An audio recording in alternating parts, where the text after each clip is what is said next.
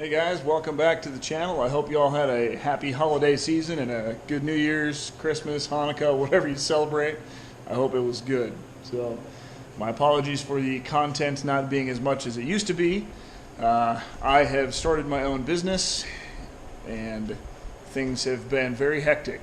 I've been busy with a lot of things, so bear with me. I do automation, electrical, and programming work, so there's a lot to do to get a company ready to do kind of work like that. A lot of stuff with insurance and just general business setup. So please be patient. I will keep trying to make as many videos as I can. Unfortunately, I still haven't touched this bad boy since I got it fired up. I haven't driven it. I haven't even looked at it. It's probably been 3 or 4 weeks. So what I am going to work on today is trying to get the heater core bypassed, and then I'm going to do some work on my electric heater core to try to get that working better. So I'll show you some more of what I mean once I dive into this a little bit more. I haven't really wanted to work on this because everything's so clean and I really didn't want to get coolant everywhere, but unfortunately it's going to have to happen. So what I'm going to do here is this bottom tube. This is the return, and what I'm going to do is just cut it up here and then fold it over and bypass it right into here for now. So that's my plan as far as getting it working for the interim. And then I've got to, this stuff's going to be a pain. I've got to get down in that mesh. You probably can't even see because it's so dark in there. I don't have a light, sorry. But I've got to get down in here to pull some of the bolts off of this AC bracket. So that's going to be fun. Let's get to it and get that heater core bypassed. I got to pull the dash out so that I can get that heater core out. My least favorite thing to do in these cars. I absolutely despise it. Let's get to it.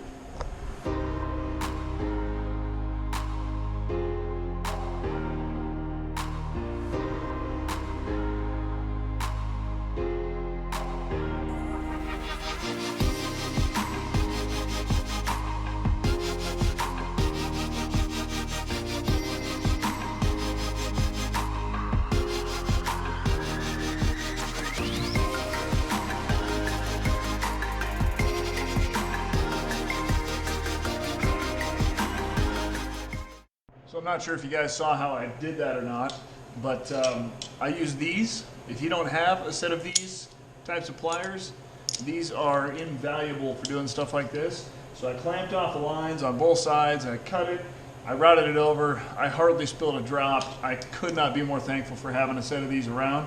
I got these for welding and holding different pieces of metal together. Tell you what though, clamping off a radiator hose, that works so good. So now I got that bypass right here. Now I've got to get rid of this and the heater core. All right, you can see I got here's the heater core still in there. I got all the lines out, bypassed over here. You can see that. So that part's ready to go. Now what I've got to do is pull the box out. So to do that, you guessed it, the dash has to come out. Yeah, I had to take all the AC lines off. It's just kind of a pain in the butt when you got to take the heater core out of these. So there's a couple of bolts right there that hold the bracket on. This bracket, I'll show you. So this bracket goes on there. There's 2 bolts that hold it in, one on each side there and one there. And then once you get this bracket off, there's 2 more bolts behind there that go on those long studs that actually holds the heater core in. The other thing that holds the heater core in, you can kind of see it poking out right down there. There's a big long screw sticking out. That holds the bottom of the heater core in, so you'll have to go underneath it and take that bottom bolt out too. But aside from that, there's however many bolts hold the dash in. There's one on each side. There's one on the center console on the 86. There's a couple on the top of the dash, so it'll come out pretty easily. And then I'll be able to show you guys the electric heater core deal that that I'm going to do. I'll put a link up on the screen for those of you who haven't seen it, but I've got an electric heater core in this. I didn't put it in right, so it's not working well, so I'm going to show you the right way to put it in. I knew that it wasn't going to work as well, but I wanted to put a stock style heater core in because I thought it would last longer. Yeah, that's not the case. Sorry guys, I didn't want to bore you with removing parts and panels and whatnot, so figured I'd walk you through what I removed now that it's removed. So on the 79 to 86, the dash pad has to come out. There are screws that hold the gauge bezel in. There's 3 of them there. Then behind it, there's a screw here. My tabs broke off, so it doesn't matter. There's one there, there's one there, and then the other one right there. So those hold the dash pad on, but there's also some up in the vent areas. There's 1, 2, 3, 4. Mine are all broke off, and I never put them back in. So, but yeah, there's a lot just to get the dash pad off. And then the rest of it, there is a bolt right down here that holds this corner of the dash in. And then there's another one. See if I can get you the light. So that guy right there. And then up top, you have quite a few. There's one there, that one in the middle, and then there's 2 more on the other side over there. And then there's also a bolt on the bottom kick panel. There's a bolt in the bottom kick panel on the passenger side also. I'll show you that.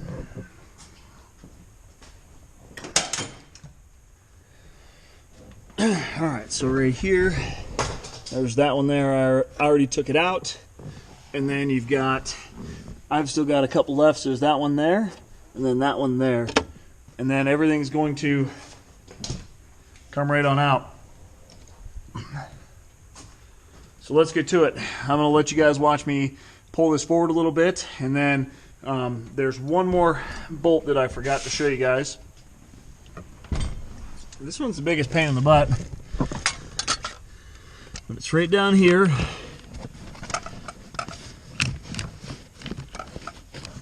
Where is it? There it is. That guy right there. This one. You don't take that out, the heater core is not going to drop out. So, and I like to take that one out before I drop the dash, otherwise it's a pain in the butt to get to. So.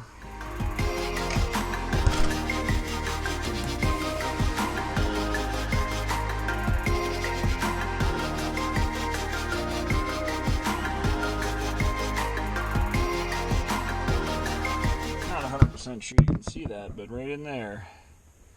There's that little bolt up top that's got to come out for the whole dash to come out. So that little green one. So we're going to take that out. Forgot about that guy. Don't forget about that one. So if you want this to be easier, you'll have to drop the steering wheel down to get to it. You don't have to, but if you want it to be easier. So with the 79 to 96, it's always challenging. It's a little different than the 87 to 93, but just be patient and get everything undone. It'll come. There's just a lot. Aha! That's right. One more thing in the 79 to 86. Pain in the butt. See that? Right there. That screw or bolt's got to come out. You can see back there. There's a few bolts up top. So you got that one there, and then this one over here, and then it'll drop down. So we're going to do that.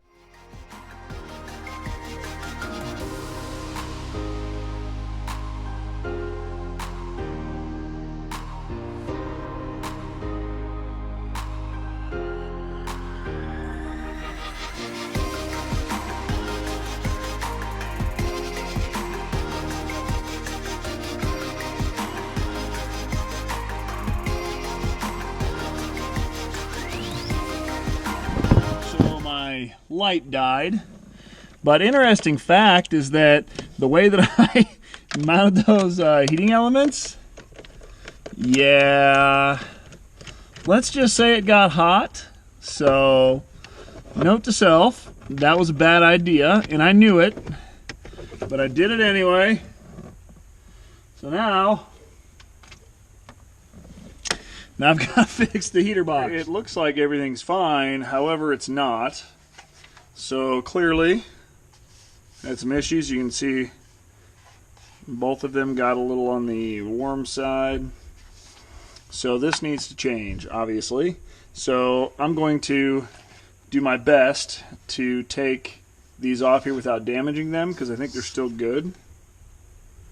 But what I need to do is make a template off of this old heater core. So you can see it started leaking. It was all along this joint right here. This pinhole right there. Yeah. So what needs to happen is I have to make a template that is exactly this size, because this is what sits down in there on there. So I need to make a template that is as big as this. So I'm going to make some measurements, make a template like this, and these are going to replace this. So what I'm going to do is put them side by side, make some cutouts so the air is forced to go through both of those heating elements. I'm not sure what I did to get so lucky, but this piece of aluminum that I've got laying around is the exact size that I need as far as width goes. So now all I've got to do is cut it down to length, and it's going to be pretty close. Actually, it's not, but we'll make it close. Man, that's awesome. So all I'm going to have to do is cut this to length, and this will work really good. So I'm going to take some measurements, cut this, and then I'll have to zip some holes for that on here as well. Alright, so this is our finished product. Got that guy right there. So he's going to sneak right in here. So this guy's going to sit right like that. Then the wires, we'll just have these guys go up like that. And then I'll connect them kind of like this here, and they'll just go right out this over to where they were before. So cool, everything still moves. Oh yeah, that's on there. Let's see if I can get you a better view. There you go.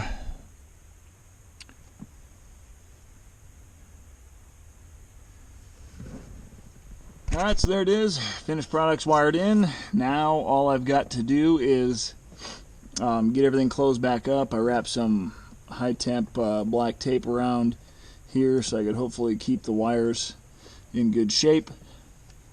But I got to put the cover on, got to screw it down, and then we'll be ready to rock. I'm ready to put everything back together. The old cover was pretty mangled. You saw it was all bubbled up. So I did a little bit of reinforcement job, sealed it up, and then this plate is what's going to block off that back portion of it so that we don't lose any heat out the back side. Well, as usual, it's late, so I didn't show a ton of the reassembly just because I showed you the important stuff. We'll put this back together. We're going to test the heater core.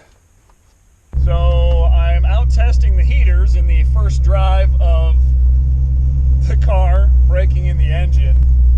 So it's cold out. It's like 40 degrees out, and the heaters work okay, but I need a new belt. So my serpentine belt is stretched over time, so it's not as tight. So I don't have enough tension on it, and then when I kick it on, there's too much load on the alternator and it starts squealing. So that's a problem. I just need a new belt. However, I'm driving to the mountains, and that makes me happy.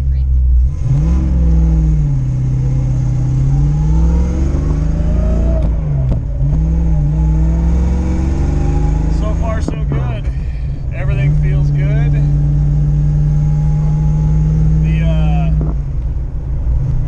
I had to adjust a little bit on the idle, the warm-up, and what else did I adjust? A little bit of the fuel down low, but I also don't have the supercharger on right now, so it's a lot different. I don't think I've ever tuned this car NA. So, gonna go to the mountains and see how she does.